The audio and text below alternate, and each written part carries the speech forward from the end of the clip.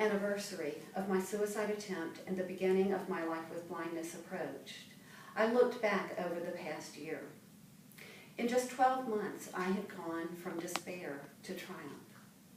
I realized that in those early days, my self-concept had been that of a damaged version of my sighted self. With the skills and attitudes that Jeff and Vera had taught me, I was on that self-concept was fading.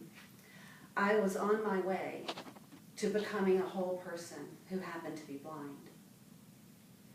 And the depression, the challenge, the necessity of having to redefine myself as a person who's blind had allowed me to begin my climb out of the whirlpool. My teachers had made such a difference in my life that I decided I wanted to offer that to other people. I enrolled in the master's program in blind rehab at Western Michigan University. The first day of classes, it was pouring. After a 20-minute walk across campus, I squelched down the hall to my first class. I didn't know it at the time, but my future husband, Jim Martin, sat in the same classroom. His first glimpse of me was that of a disheveled, disgruntled, soggy student. The first time Jim and I got together, it was to complete an assignment for a class. Everybody had to put on a blindfold, participate in a recreational activity, and then write about the experience. I had to choose something that I hadn't done since becoming blind. Tree identification was on the list, so that's the activity that I chose. The only problem was I needed to do it with somebody, and it needed to be somebody that knew the trees of Southwest Michigan so that my identifications could be either confirmed or denied. I asked around and was encouraged to introduce myself to Jim Martin and ask for his help. We agreed to go out in the woods on a Saturday afternoon. That morning, I was bebopping across campus with my hand not centered. Told you that was going to come up again. When the bottom dropped out of my world. Somebody had left the cover off of a manhole. And with my hand not centered and therefore not covering the left side of my body, I stepped in.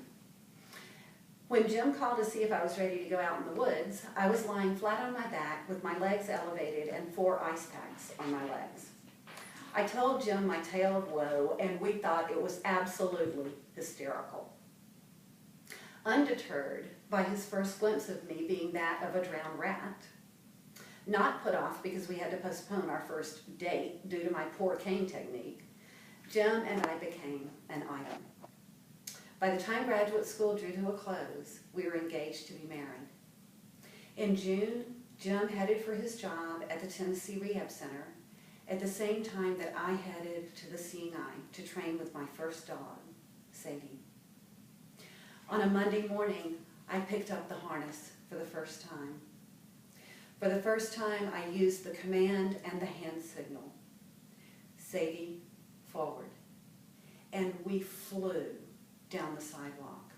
I cannot express the wonder of it. Once again, communication passed between human and animal. But instead of passing through the leather of a saddle and bridle, it passed through the leather of a leash and harness. Smiling, I walked into my future. 2 days after bringing Sadie home from Seeing Eye, Jim and I were married. As the ceremony drew to a close, the minister asked us to kneel. We knelt on the kneeler that I had chosen especially for the occasion. Needle pointed by my father, it depicted Jesus performing his first miracle, that of turning water into wine. This was a miracle. Just 2.5 years ago, I hadn't thought that life was worth living. And now I was marrying the man I loved and poised to move forward into a new life. That was 29 years ago. We've loved each other. We've shared joys and sorrows, trials and triumphs. We've made a life together. In those early days, I didn't see how I could go on. New blindness on top of suicidal depression seemed an insurmountable obstacle. But I did go on, sometimes ploddingly, just putting one foot in front of the other, each step a struggle, yet each step taking me closer to being a whole person. I spoke earlier of the necessity of redefining myself as a person who is blind.